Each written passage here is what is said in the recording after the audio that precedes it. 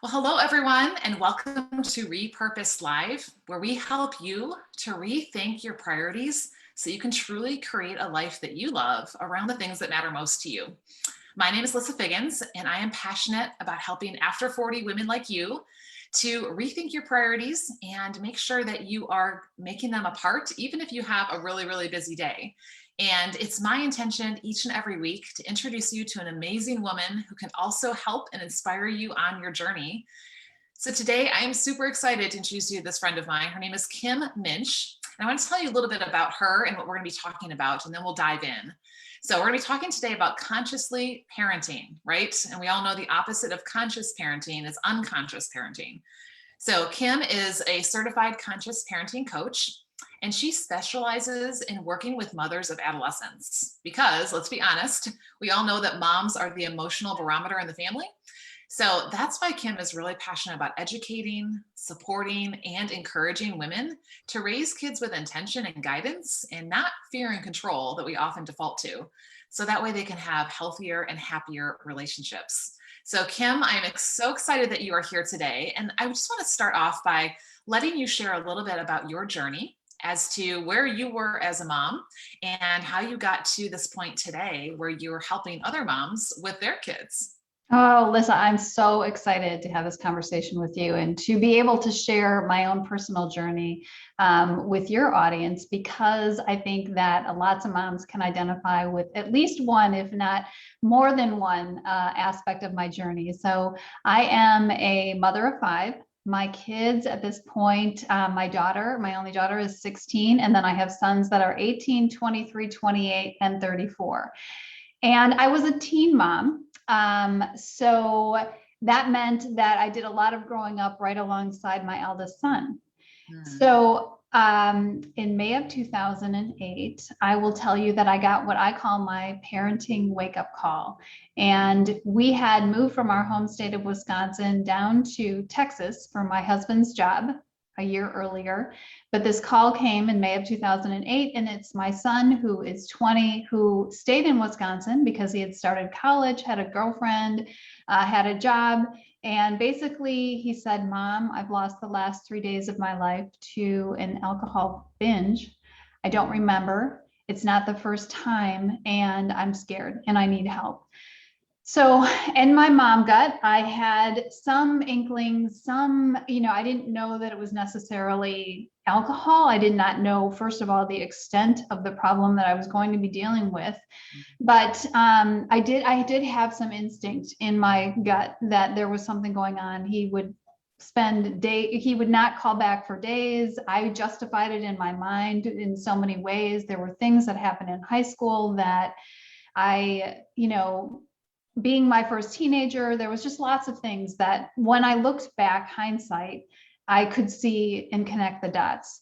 However, this call that, precipitated my parenting shift really was the beginning of about a year of intense struggle and dark challenges that he had, again, with alcohol, and me trying to figure out what the next right step was, how to help him without enabling him.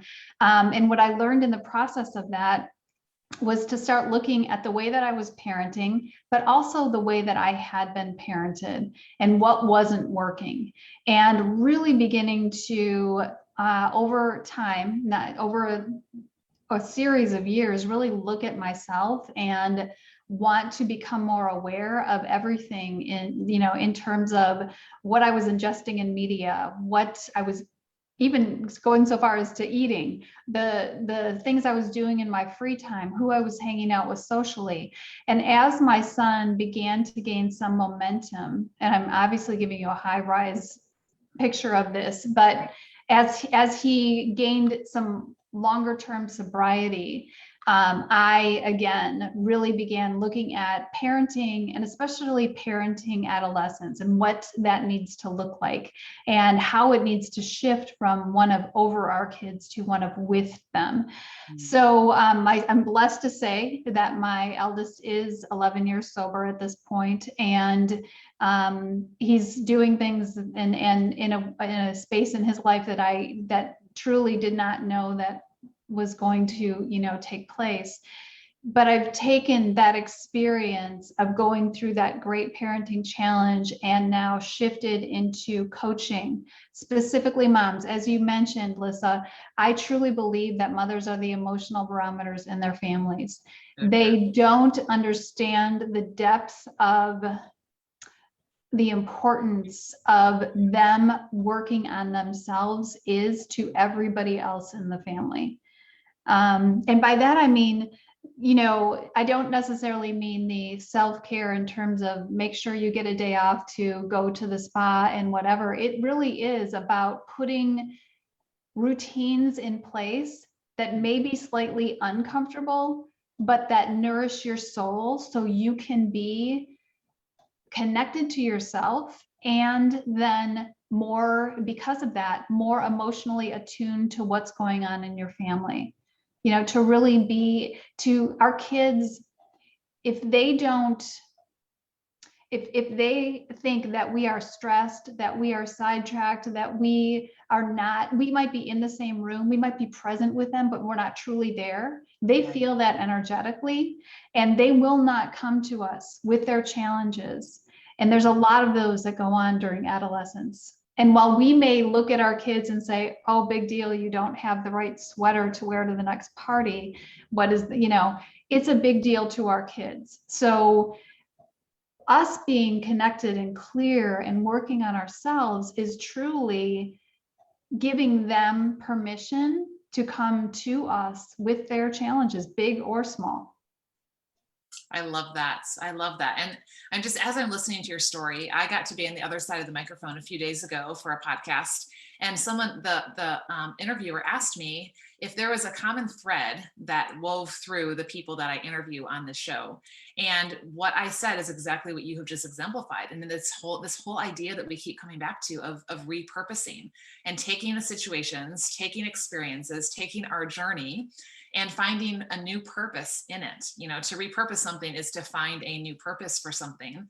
And, and oftentimes it's from a hard place, like, I mean, what you went through as a mother is just, my heart was hurting for you, just listening to you talking about, what that phone call and those years, of challenge. And yet you've repurposed that to say, there is hope, there is a light, at the end of the tunnel. And how can I help, others who are also experiencing this? Yeah, So what has that been like for you to kind of take your journey and repurpose it? And I'm also curious, because this is really involves your son as well. Like, what has his response been to, hey, mom's talking about the fact that I, totally went through this phase of my life that wasn't stellar. Interesting. You're on so TV interesting. Book, so. Yes. You mentioned a book, and yes, I published a book this summer called Becoming Me While Raising You, A Mother's Journey to Herself. And my son has, I'll just say I started writing about this journey many years ago. And this book this summer really is a culmination of so many beautiful things. And Nick, my son, wrote the foreword of the book. So yes, it's very personal. It's a very personal story. However, he decided, fortunately for me, a long time ago, that he was behind me in terms of my deep desire to educate and support other parents on this very difficult journey when you find out your child is, addicted to a substance, whatever that is. So he is supportive of me in doing this. And, I would never say that adolescent addiction is a blessing. I never would have put myself in this situation. However, I can't think of anything that gives my life more passion and purpose than helping other families, in particular moms. I guess because I felt so alone when I was going through it myself. Because I had my son so young, I was the first one to have a teenager. I was the first of my friends to put my child in treatment. I had to navigate that all by myself. And while I had family support, my parents were supportive in that, it still was like I had no one. And so now I love to be the person that can listen without judgment and with compassion to other parents who are struggling with this. And it doesn't always turn out that your child gains 11 years of sobriety or whatever. There's a lot of different scenarios that can play out.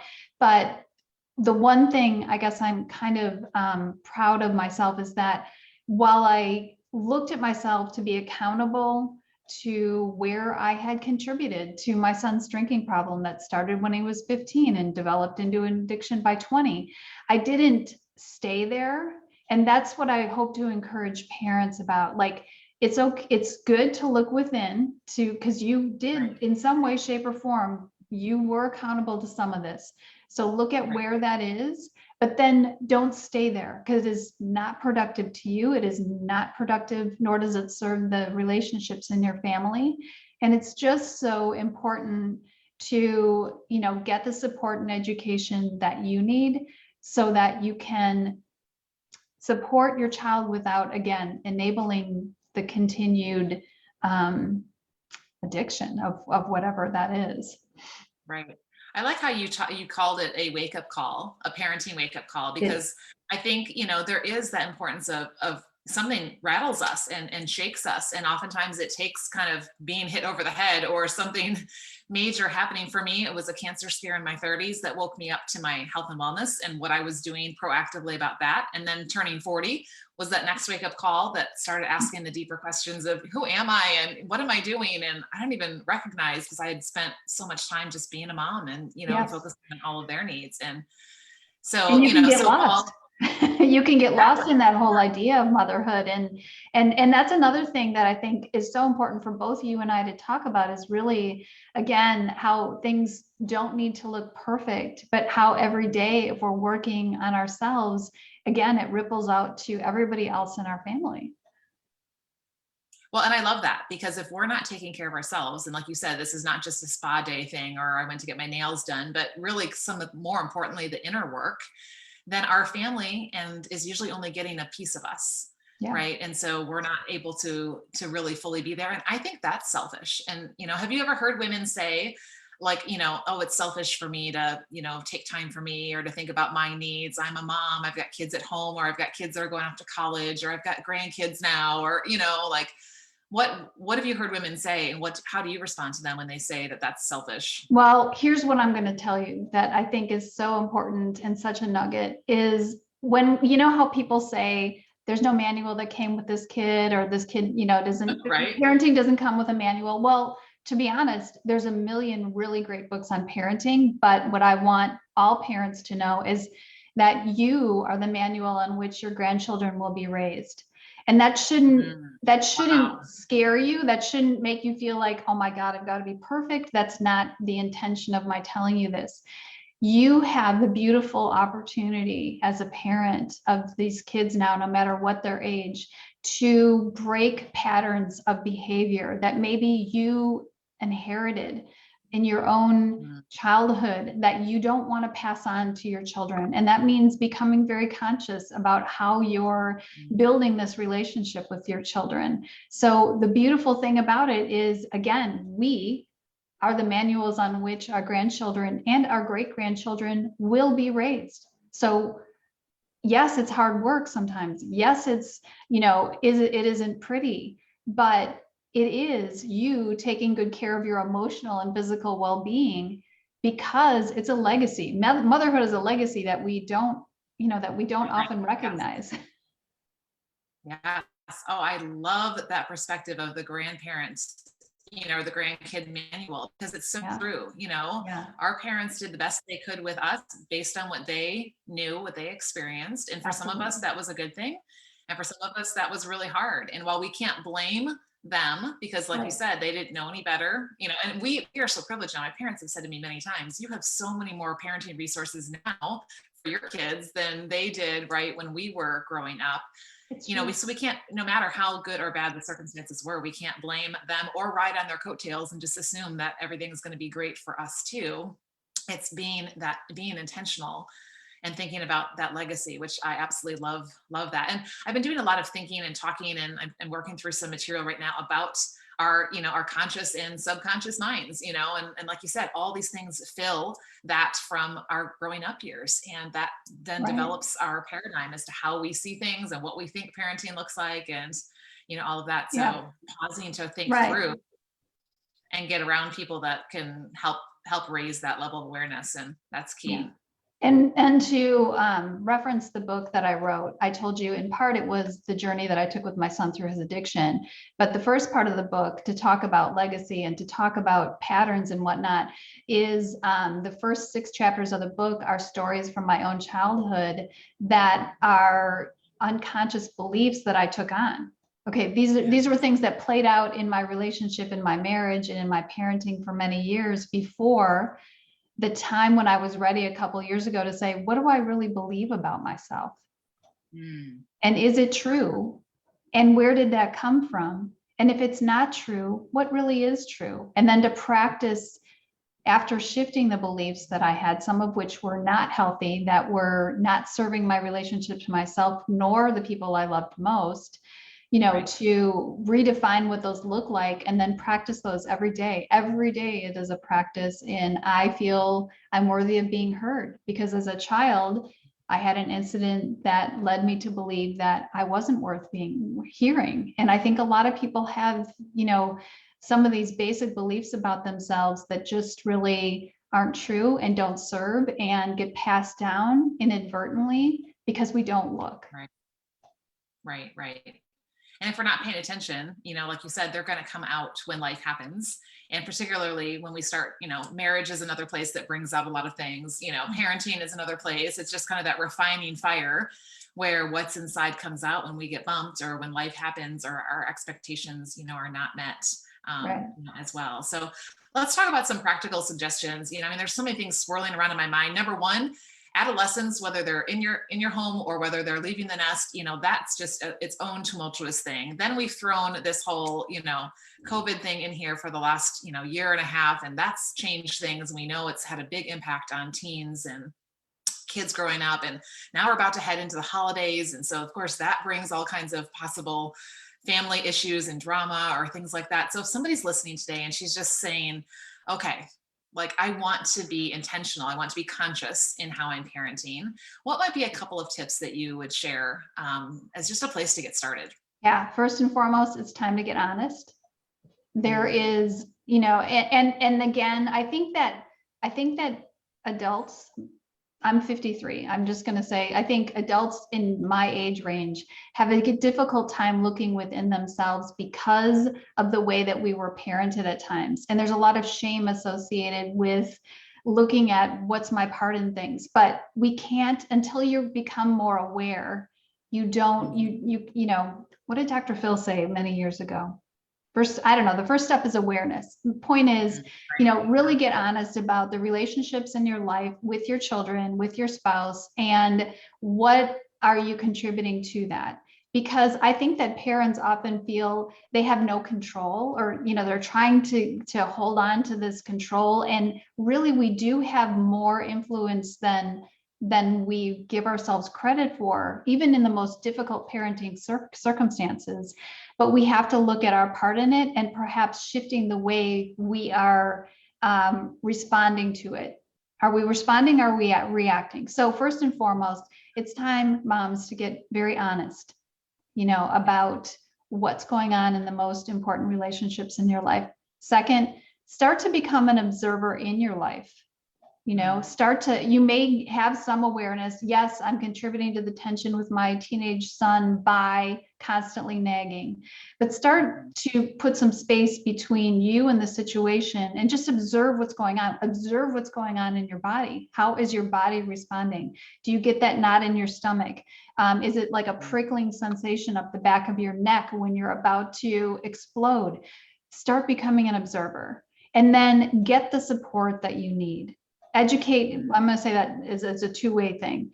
Educate yourself on, I think that we do a great job when our kids come into the world of learning about having a baby and learning about what it's like to have a toddler. But as our kids progress through elementary and middle and high school, we get busy and we don't take the time to educate ourselves on brain development, on what is normal and what might be a red flag when our kid is 14 or 16 or 18 years old. So take the time to educate yourself and get the support you need. If you are in a situation, I mean, we are so quick to invest in our children and their tutoring or their special sports things or their theater things or whatever. We do not invest in ourselves and our parenting journey. And I mean, let's face it, we are talking about doing legacy work here. If we're talking about generational patterns and what you want to be handing down to your children, we're not going to be perfect. However, when we pay attention to our most important relationships, we can have a beautiful influence. And really, at the end of the day, I think if anything we've learned in COVID, it's about relationships. It's about, you know, many things can be taken away from us. At the end of the day, it's about the relationship to yourself and the relationship to the people that you love the most. Oh, so true. I mean, those are just amazing things. I'm taking copious notes. And so if you're listening to this and you're driving, you might want to circle back later and write this down, because I think this is so key. You know, it doesn't matter what stage of life your kids are in, whether they're, you know, still young or they're spreading their wings. Ours are spreading their wings. And a year from now, we'll have an empty nest. And, you know, there's an intentionality there about what that looks like, right? I know it's like the whole, I told my daughter the other day, what am I going to do when you leave, you know? And so, yeah, there's just, you know, and with any area of our life, whether it's your faith or your marriage or your health or, you know, what you're working on with your finances or your work, or, you know, even just having fun, like it takes intentionality. It takes consciously living, because otherwise time is a vacuum and it will suck and just fill itself up with whatever. Right. And we all know it just seems to keep going, you know, faster and faster. And I love the part that you talked about, like the whole being present and being fully present. And I think that's something that, you know, even though in some cases we've spent more time together with our kids over the past several months, have we really been fully present? And I am guilty of, oh yeah, I'm sitting here on my laptop while you're watching the, you know, the movie and it's all good, you know, and so closing that or putting down the phone and, you know, or getting out, you know, and doing things that are just intentionally building relationships with them and, you know, and working on that relationship, like you said, because that's so key. I think that's a great word for 2022. I'm just going to put that out there, the word intentional. So no matter what, you know, really be really starting to think about, and again, as I said, become an observer in your life. And that's not to like, oh my gosh, I'm doing all these things wrong. No, you can't change things without becoming more aware.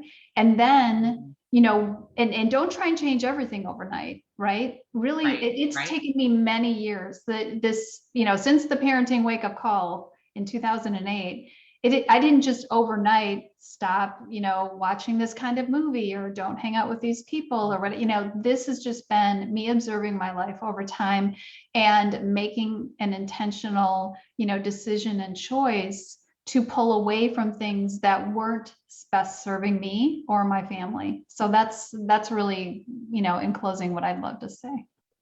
I love that. I love that. So if someone's listening today and they're thinking either, okay, yep, I need to be more conscious of my parenting. I think we all fit in that category, but I'm guessing too, there's probably some people who are thinking of friends or family members. They're thinking of holiday gatherings that are about to happen and, you know, people they're going to be around that, you know, really would benefit from things like this and what you're doing. How can people find you? What resources do you have to offer if somebody wants to learn more and, you know, and really start growing in this area?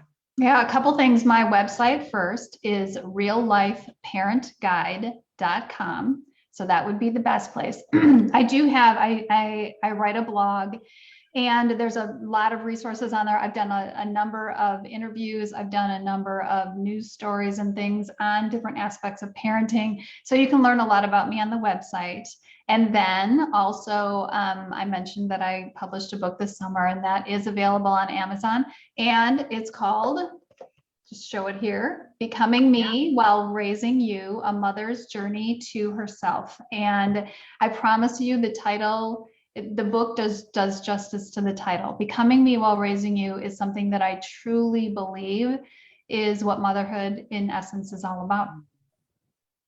I love that, because for me, it was that I didn't know who I was because I had spent so much time and focus, doing all these things and not really doing the work on becoming me along the way. And so it's never too late. I figured it out. And that's why I'm helping women now with that, about who are you and what's your purpose and how can you repurpose things from your experience or things that excite you to make a difference and to build a legacy like you're talking about. And this whole idea of priorities. That's, like if we want to have good relationships with our kids, we have to prioritize them. If we want to have a good marriage, we have to prioritize them. If we want to have, a good health, we have to prioritize it. And so it really takes, what you're talking about, like pausing, reflecting, making some decisions and living consciously. And so I will drop a link to my free daily priorities planner.